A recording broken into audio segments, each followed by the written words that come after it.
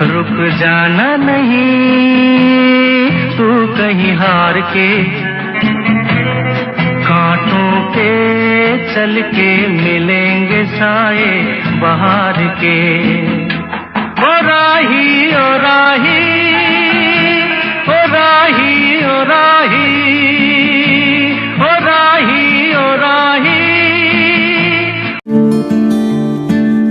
Most important चीज़ ये समझने वाली है कि हम डरे क्यों हैं। क्योंकि मीडिया ने हमको डरा दिया इस वजह से हम डरे हुए हैं, या सब डरे हुए हैं इसलिए हम डरे हुए हैं, या कोई रीज़न है हमारे डरने के पीछे। बेसिकली जो इन्फॉर्मेशन है जिसके बेस पे हम सोच रहे हैं वो इन्फॉर्मेशन सही इन्फॉर्मेशन नहीं है, वो कंप्लीट इन्फॉर्मेशन नहीं है, वो इनकम्प्लीट इन्फॉर्मेशन है। इस वजह से हम डरे हुए हैं। अगर एक बार क्लियर हमारे पास में इन्फॉर्मेशन आ जाए, हमको क्लियरली समझ आ जाए कि एग्जैक्टली हो क्या रहा है, तो हो सकता है हमारा जो डर है वो बहुत ही कम हो जाए या फिर बिल्कुल ही खत्म हो जाए। करंट सिचुएशन ये है कि नियर अबाउट 2 लाख केसेस हो चुके हैं इंडिया में, करीब करीब 5,800 डेथ्स हो चुकी हैं, 40 लाख टेस्ट हो गए हैं। और ये सबसे इंपॉर्टेंट है समझना हमको कि इस टेस्ट का क्या रोल है, जो भी हमारा डर है उससे उसका क्या कनेक्शन है। तो अगर मैं किसी से भी पूछूंगा कि भाई आप क्यों डरे हुए हो, वो कहेंगे कि इसमें डेथ रेट बहुत ज़्यादा है। मैं कहूँगा कितना ज़्यादा है, तो वो कहेंगे 2 लाख में से 5800 की डेथ हो गई है। तो दैट मीन्स कितना हो गया डेथ रेट, नियर अबाउट 3% हो गया। 3% का मतलब कि 100 लोगों को होता है, उसमें से 3 की डेथ हो जाती है। क्या ये सच है? पहले इसको समझने की कोशिश करते हैं कि 3% ये कितना है। टेस्ट कितने हुए अभी तक? 40 लाख हुए हैं। और अगर किसी को देखना है कि कितने टेस्ट हुए हैं, कितने हो रहे हैं डेली बेसिस पे, तो एक वेबसाइट है worldometers.info, वहां पर जाकर के आप देख सकते हो कि डेली बेसिस पे कितने टेस्ट बढ़ रहे हैं, किस किस कंट्री में कितने कितने हैं, वो सब आ जाएगा उसके अंदर। तो अब ये टेस्ट समझना जरूरी क्यों है? क्या इंडिया की पॉपुलेशन 40 लाख है? नहीं है। इंडिया की पॉपुलेशन क्या है? 130 करोड़। उसमें से टेस्ट कितने हुए हैं? 40 lakh, which is not even 1%। 1% भी देखे तो 1 करोड़ 30 लाख होता है। तो 40 लाख टेस्ट हुए, जिसमें से केसेस कितने डिटेक्ट हुए? Near about 2 lakh. ये बिल्कुल ऐसा है जैसे मान लो कि अगर मैं आपसे पूछता हूं कि दिल्ली में रोड्स के ऊपर कितने एक्सीडेंट होते हैं, तो आप क्या कहोगे? आप कहोगे भाई मुझे नहीं पता। तो मैं कहूंगा पता करो, लेट्स फाइंड इट आउट कि भाई कितने एक्सीडेंट होते हैं। तो हमने क्या किया, 10 अलग अलग पॉइंट पे 10 सीसीटीवी कैमरास लगा दिए और उन सीसीटीवी कैमरास में कैप्चर करना शुरू कर दिया कि कितने एक्सीडेंट्स हो रहे हैं इन 10 अलग अलग पॉइंट्स पे। तो उसके बाद में मैंने 1 महीने बाद आपसे पूछा कि हाँ भाई दिल्ली में कितने एक्सीडेंट्स होते हैं, तो आप कह रहे हो दिल्ली के 10 एक्सीडेंट होते हैं। तो मैं कहूंगा आपको कैसे पता? आप कहोगे भाई हमने कैमरास लगाया, उसमें कैप्चर हुआ, हमारे पास में प्रूफ है। तो मैंने कहा लेकिन क्या 10 ही जगह है जहां पे वो कैमरास लग सकते हैं? दिल्ली में ऐसी कितनी जगहें हैं जहां पे कि कैमरास लग सकते हैं, लगने चाहिए अगर एक्चुअल में हमको डिटेक्ट करना है। तो सिर्फ ये नहीं ना कि उस 10 के बेस पे हम बोले कि भाई 10 एक्सीडेंट हो रहे हैं, क्योंकि दिल्ली में एक्चुअल में तो हजारों एक्सीडेंट्स हो रहे हैं डेली के। तो ये सारी हमारी कैलकुलेशंस ही गलत हो गई। इसलिए इसमें टेस्टिंग का बहुत बड़ा रोल है। मीडिया में जहां पर भी आ रहा है वहां पर डेली ये आ रहा है कि अच्छा कुछ दिन पहले तक 5000 केसेस आ रहे थे, अब 6000 केसेस बढ़ गए हैं, अब 7000 केसेस हो गए हैं, 8000 केसेस हो गए हैं। बट कोई ये नहीं देख रहा कि उसके साथ साथ में टेस्ट भी बढ़ रहे हैं। तो अब एक्चुअल में डेथ रेट कितना है उसको कैलकुलेट करना बहुत जरूरी है। उसी के बेस पे डिसीजन निकलेगा कि इससे हमको डरना चाहिए या नहीं डरना चाहिए। किसी भी बीमारी से हमको डरना चाहिए नहीं डरना चाहिए, that is not on the basis of कि उसका इलाज है या नहीं है, क्योंकि इलाज तो अभी तक सर्दी जुकाम का भी नहीं है, सर्दी जुकाम की भी कोई वैक्सीन नहीं है। क्या हम उससे डरते हैं? नहीं डरते हैं। क्यों? क्योंकि ज्यादा लोग नहीं मरते हैं। तो सबसे पहले डेथ रेट कैलकुलेट करते हैं कि एग्जैक्टली कितना है। कितने टेस्ट हुए? 40 लाख टेस्ट हुए, उसमें से 2 लाख लोगों को हुआ, तो नियर अबाउट एवरेज कितनी आई? 5% की। अगर यही हमने 4 करोड़ टेस्ट करे होते तो कितने डिटेक्ट हो गए होते अब तक? 20 लाख हो जाते। 40 करोड़ करे होते तो कितने हो जाते? 2 करोड़ हो जाते। टोटल अगर कर लिए होते हमने टेस्ट 130 करोड़ का, तो कितना नंबर निकल करके आ जाता? Near about 5 crore. इसका मतलब 5 करोड़ लोगों को या तो आज की डेट में है या हो चुका है। और एक और मजे की बात यह है कि कोरोना में ऐसा नहीं है कि जिसको भी होता है उन सबके सिम्टम्स आते हैं। 80% से ज्यादा जो केसेस होते हैं वो असिम्टोमेटिक होते हैं, उनमें कोई सिम्टम्स नहीं आते हैं। यानी अगर मुझे हो गया है और मैं ठीक भी हो गया हूं तो मुझे पता तक नहीं है। वो तब मुझे पता लगेगा अगर मैं अपने टेस्ट कराऊंगा जिसको एंटीबॉडी टेस्ट बोलते हैं, और मेरी बॉडी में एंटीबॉडीज मिलेंगी, तब मैं कह सकता हूं कि हाँ मेरे को था और वो ठीक हो गया है। तो अभी अगर हम बेसिक सी कैलकुलेशन करें तो 5 करोड़ निकल करके आ रहा है नंबर। उसमें से डेथ कितनी हुई है? 5800। तो 5 करोड़ में से 5800 डेथ हुई है। पहले तो इसको कैलकुलेशन को हमको ठीक करना है। डेथ को अंडर रिपोर्ट करने का कोई तरीका नहीं है, बल्कि ओवर रिपोर्ट किया जा सकता है। ओवर रिपोर्ट कैसे? फॉर एग्जांपल आपकी बॉडी में टेस्ट हुआ, आपकी बॉडी में मिला कोरोना वायरस, लेकिन आपके अंदर पहले ही बहुत सारी प्रॉब्लम्स चली रही थी, तब भी आपकी किसी ना किसी वजह से डेथ होने ही वाली थी। बट क्योंकि ये कोरोना आया आपकी बॉडी में, इस वजह से आपकी डेथ हो गई, तो ये ट्रिगर कर गया। तो ये जो 5800 का नंबर है, ये इससे कम तो हो सकता है, इससे ज्यादा होने के चांसेस बहुत कम है। बट एक बार को हम मान लेते हैं कि इतना ही है नंबर, ना कम है ना ज्यादा है, तो कितनी परसेंटेज निकल करके आई? 5 करोड़ में से अगर 5800 डेथ्स हुई हैं तो क्या परसेंटेज निकल करके आई? Near about 0.01%। ये उससे बहुत कम है जितनी डेथ्स हमारे यहां पे होती हैं रोड एक्सीडेंट की वजह से। हर साल की अगर हम एक कैलकुलेशन देखें तो 1.5 लाख से ज्यादा डेथ हो जाती है इंडिया में रोड एक्सीडेंट्स की वजह से। हर 4 मिनट में एक डेथ होती है रोड एक्सीडेंट की वजह से। और अगर अभी आप देखोगे सड़कों पे एक बहुत ही फनी चीज नजर आ रही है, 2 व्हीलर पे जा रहे हैं, मास्क सबने लगाए हुए हैं, कभी भी नोट करना इस चीज को, हेलमेट नहीं पहने हुए, हेलमेट बहुत कम लोगों ने पहने हुए हैं। इससे हमको क्या समझ आ रहा है? क्या ये समझदारी है, बेवकूफी है? क्योंकि हेलमेट ना लगाने की वजह से उनके मरने के चांसेस उससे बहुत ज्यादा है, कई गुना ज्यादा है जितना कि कोरोना से मरने के उनके चांसेस है। तो ये डर है जो चारों तरफ फैल रहा है और मीडिया डर को और बढ़ाता चला जा रहा है। और क्योंकि सही इंफॉर्मेशन किसी के भी पास में नहीं है या सही कैलकुलेशन किसी के पास में नहीं है, ये जो अभी हम कर रहे हैं इसको मैथमेटिकल मॉडलिंग बोलते हैं। यानी एक डेटा को देख करके एक मॉडलिंग करी जाए और फिर समझा जाए कि एक्चुअल में जो सही डेटा है वो क्या है। ये नहीं कि लिमिटेड डेटा के बेस पे हम कोई भी कंक्लूजन ड्रॉ कर लें और उसके बेस पे डरते रहें। तो अगर इसका डेथ रेट 0.01% है तो हम सब इतना डर क्यों रहे हैं? क्या कुछ और है जिससे हमको डरना चाहिए, जिससे हम नहीं डर रहे हैं, जिसके बारे में कोई बात नहीं कर रहा है, जो इससे लाख गुना ज्यादा भयानक है? मतलब कोरोना से लाख गुना ज्यादा खतरनाक कुछ है जिससे हम नहीं डर रहे हैं और इससे हम डर रहे हैं। वो क्या है जिससे हमको डरना चाहिए?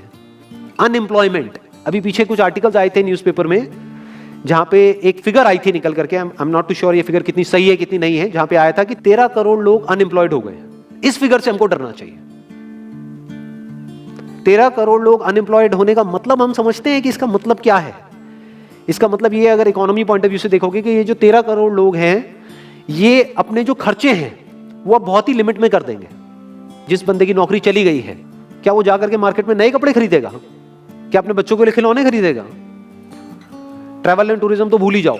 ऐसी और हजारों इंडस्ट्रीज हैं जिनकी धज्जियां उड़ जाएंगी क्योंकि डिमांड कम हो जाएगी ओवरऑल इकोनॉमी के लेवल पे। जब डिमांड कम होगी तो क्या करना पड़ेगा इन ब्रांड्स को, इन कंपनीज को क्या करना पड़ेगा, इन मैन्युफैक्चरर्स को क्या करना पड़ेगा? अपनी सप्लाई को कम करना पड़ेगा। जितनी उन्होंने सप्लाई कम करी, अनएम्प्लॉयमेंट और बढ़ गया कि आज जो नंबर 13 करोड़ है वो बढ़ करके कितना हो गया? 20 करोड़। यानी ये पूरा का पूरा लूप बन जाएगा। इस लूप को बोलते हैं रिसेशन, जो ग्लोबली ऑलरेडी रिसेशन आ चुका है। और अगर यही रिसेशन और डीप होता चला जाए तो उसको बोलते हैं डिप्रेशन, जहां से एक इकोनॉमी को बाहर आने में 5 से 10 साल लगते हैं। तो इकोनॉमी का पहले ही बुरा हाल था, प्लस इस कोरोना की वजह से और बुरा हाल हो गया है, प्लस जो रहा सहा हमारा जो अपना डर है वो सिचुएशन को और खराब करता चला जा रहा है। और इस डर को हर कोई बढ़ा रहा है, कोई भी कम करने का काम नहीं कर रहा है। एक्चुअल में अगर आप मेरे स्टैंड पॉइंट से देखोगे तो डरने की कोई जरूरत ही नहीं है, क्योंकि जो डेथ रेट है वो बहुत ही कम है। तो हम डर क्यों रहे हैं? सोचो। बस इसलिए कि डेथ नहीं होनी चाहिए। अगर यही हमारा ऑब्जेक्टिव है कि डेथ नहीं होनी चाहिए, मतलब हम कहते हैं कि किसी की डेथ नहीं होनी चाहिए, तो फिर तो लॉकडाउन परमानेंट हो जाना चाहिए, सड़कों पे निकलना ही नहीं चाहिए, क्योंकि सीधा सीधा 1.5 लाख डेथ बचेंगी। 1.5 लाख लोग जो हर साल एक्सीडेंट में मरते हैं उनको हम बचा सकते हैं ना, उनकी लाइफ बच जाएगी। परमानेंट कर दो लॉकडाउन को। कैसा है आइडिया? ये बिल्कुल ऐसा है जैसे मैंने एक आदमी की एक कहानी सुनी थी, उसके घर में एक चूहा घुस गया, तो उस चूहे को उसने पकड़ने की बड़ी कोशिश करी, लेकिन वो चूहे को नहीं पकड़ पाया। तो एंड में उसने क्या किया? घर पे आग लगा दी, अपने घर में आग लगा दी। उसके बाद भी चूहा तो बच करके निकल गया, घर चला गया, घर जल गया। यही हालत है इसकी, कोरोना की। इस डर को हमको खत्म करना पड़ेगा, तब जाकर के इस प्रॉब्लम का एक्चुअल में सॉल्यूशन निकलेगा, जो रियल प्रॉब्लम है। और रियल प्रॉब्लम कोरोना नहीं है। रियल प्रॉब्लम क्या है? हमारी जो इकोनॉमी है। रियल प्रॉब्लम क्या है? अनएम्प्लॉयमेंट। तो इस वीडियो के थ्रू मैं अपनी एक हम्बल रिकमेंडेशन देना चाहूंगा गवर्नमेंट ऑफ इंडिया को, या जो भी लोग एक पर्टिकुलर पोजीशन पे हैं उन लोगों को, कि हमको टेस्ट करने कम करने हैं, टेस्ट बढ़ाने नहीं है। अभी हम गलती क्या कर रहे हैं? टेस्ट बढ़ाते चले जा रहे हैं, जिसकी वजह से केसेस बढ़ते चले जा रहे हैं, जिसकी वजह से डर बढ़ता चला जा रहा है। गवर्नमेंट क्या एक क्राइटेरिया नहीं बना सकती कि जो क्रिटिकल केसेस है बस उन्हीं का टेस्ट करो, क्योंकि उन्हीं को हॉस्पिटल में एडमिट करने की जरूरत है, तो उन्हीं का टेस्ट होना चाहिए ना। जो वैसे ही ठीक हो रहे हैं, अपने आप ही ठीक हो रहे हैं, जिनको माइनर सिम्टम्स हैं और वो खुद ही ठीक हो रहे हैं, उनका टेस्ट करने की क्या जरूरत है? उससे तो पैनिक और बढ़ेगा। अगर टेस्ट कर भी दिया तो हम करने क्या वाले हैं? उनको क्या हॉस्पिटल में एडमिट करने वाले? नहीं, घर पे क्वारंटाइन करने वाले हैं। अभी जो क्वारंटाइन वाला फंडा है, ये भी जब बेस छोटा होता है तब तो काम करता है, जब करोड़ों में हो जाता है तब काम नहीं करता है। मैं अगर एग्जांपल से समझाने की कोशिश करूं जो मेरी थॉट प्रोसेस है उसको, इमेजिन करो एक ऐसी सिचुएशन है कि हम एक घर में है और चारों तरफ से बाढ़ आई हुई है, और ये जो घर है हमारा वो ऐसा है, इसको इमेजिन करो जहां पे हजारों दरवाजे हैं। तो हम क्या करें, इसमें से एक दरवाजे को पकड़ लें और उसी को पक्का करते चले जाएं। ये है क्वारंटीन, और बाकी के हजारों खुले पड़े हैं। एक को हम पक्का करते चले जा रहे हैं क्योंकि यहां से पानी अंदर नहीं आना चाहिए। इंडिया की पॉपुलेशन क्या है, 130 करोड़।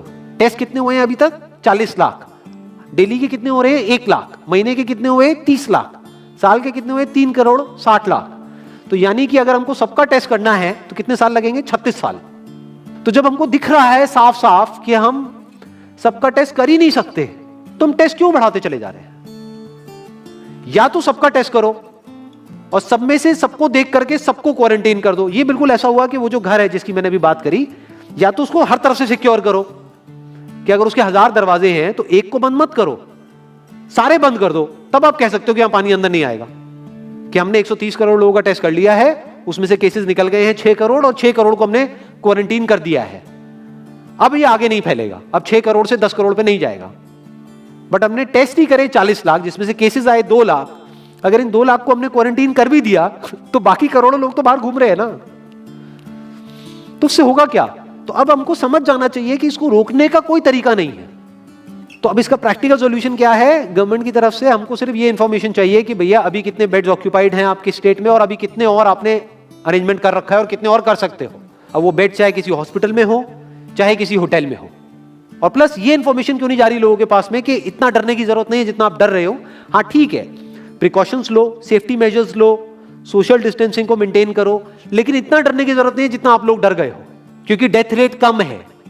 ये इंफॉर्मेशन जानी चाहिए अब लोगों के पास में, वक्त आ चुका है। अगर ये नहीं गई तो प्रॉब्लम सॉल्व नहीं होने वाली इकोनॉमी के लेवल पे। कॉन्फिडेंस खत्म हो चुका है, रियलिटी को हमको पहले समझना होगा। अभी प्रॉब्लम क्या हो रही है, हम कह रहे हैं कि हाँ कंस्ट्रक्शन एक्टिविटीज अलाउड है। गवर्नमेंट को क्या लग रहा है, अलाउड बोल करके सारी प्रॉब्लम सॉल्व हो जाएगी। अलाउड तो हो गई, बट मेरे जो फ्रेंड्स हैं जो कंस्ट्रक्शन इंडस्ट्री में हैं वो बता रहे हैं कि लेबर ही नहीं है, लेबर सारी अपने गांव चली गई है। तो अब कौन कंस्ट्रक्शन करेगा वहां पे? अब ये लेबर चली तो गई है, इसको वापस कैसे बुलाओगे? मीडिया में अगर रोज ये दिखेगा कि केसेस बढ़ रहे हैं, केसेस बढ़ रहे हैं, केसेस बढ़ रहे हैं, वापस आएंगे वो लोग? 1 से लाख नहीं आएंगे। तो उनको मीडिया में क्या दिखना चाहिए, न्यूज में क्या दिखना चाहिए कि अब ये प्रॉब्लम सॉल्व हो रही है। तो लोगों के अंदर का डर निकलना चाहिए। यानी जो भी मैंने अभी तक कहा, अगर मैं उसको सम अप करूं तो वो क्या है प्रैक्टिकली, अगर पॉइंटर्स में सॉल्यूशन देखा जाए। नंबर 1 मोस्ट इंपॉर्टेंट, टेस्ट धीरे धीरे हमको कम करने हैं, बढ़ाने नहीं है।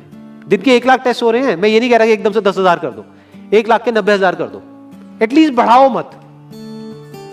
समझ गए? 1 लाख के 1.5 लाख टेस्ट मत करो दिन के, 2 लाख मत करो, क्योंकि तब भी 36 साल लगेंगे पूरा करने में।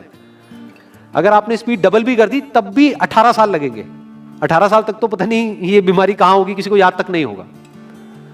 तो करना क्या है गवर्नमेंट को, अगर थोड़ा सा सेंसिबली चले कि टेस्ट को धीरे धीरे कम करते चले जाओ। यानी 1 लाख से 90,000 कर दो, फिर कुछ दिन बाद 80,000 कर दो, फिर 70,000 कर दो। इसकी वजह से क्या होगा, मीडिया में केसेस कम होते हुए दिखेंगे, अखबारों में केसेस कम होते हुए दिखेंगे। हर जगह पे जहां पे अभी आ रहा है कि अभी तक की सबसे बड़ी फिगर, आज तक के सबसे ज्यादा केसेस, वो सब धीरे धीरे कम हो जाएंगे। कम मीडिया में पैनिक फैलेगा, कम पैनिक फैलेगा लोगों में, धीरे धीरे लोग बाहर निकलना शुरू होंगे, जो अभी नीड ऑफ द आवर है। धीरे धीरे लोग बाहर निकलेंगे, धीरे धीरे डिमांड बढ़ेगी, धीरे धीरे लोगों में कॉन्फिडेंस आएगा, धीरे धीरे लोग जो गांव चले गए हैं वो वापस आएंगे। एक्चुअल में काम शुरू होगा, ऑन पेपर नहीं कि काम शुरू हो गया है, एक्चुअल में लोगों का काम शुरू होगा। लोगों का काम शुरू होगा, इकोनॉमी शुरू होगी।